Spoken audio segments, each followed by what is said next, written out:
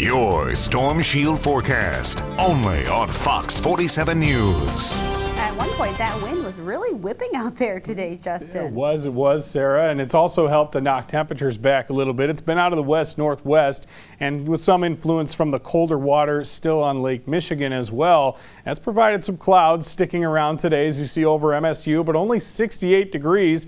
Although a little sunshine now finally started to try to filter through this evening. And satellite radar shows that thicker cloud cover earlier is starting to fade away. Couple areas of some very light patchy drizzle, most of which probably not even reaching the ground because of some drier air in place.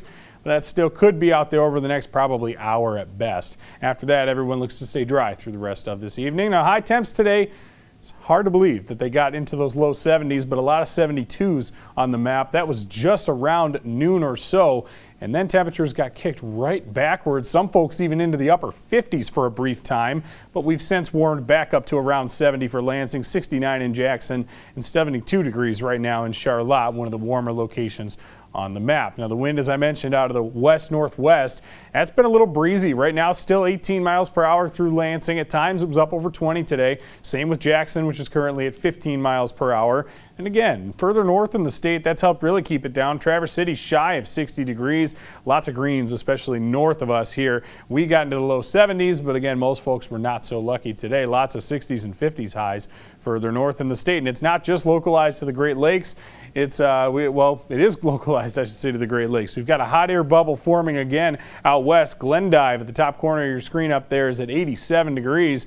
That warm air eventually finds its way back to us as the summer heat returns by the time we get towards the weekend. But until then, we're going to have some temperatures closer into those 70 values that we've got right now out there over the next 2 days or so. Now, satellite and radar wide view shows the activity dying down in our neck of the woods. Further west, out across Lake Michigan, a little rain in Wisconsin, but none of that is going to make it here tonight. Future track will show that activity die down into the overnight. We see some clearing occur, especially late.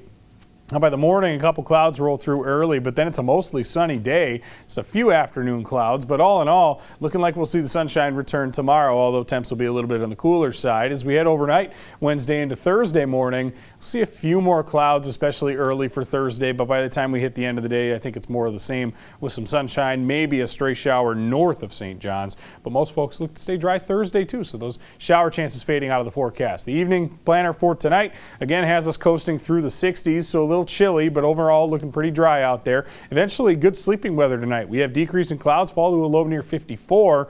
That looks pretty good heading into our day tomorrow. Gets us up to around 74. So while still below average, a mostly sunny and fairly comfortable day, as the humidity will be down as well. And we're still falling shy of the 80-degree mark, I think, on Thursday, but we are a little warmer at 78. Just a few afternoon clouds. Clouds really start to build Friday as we get a little more warm air back in the 80s.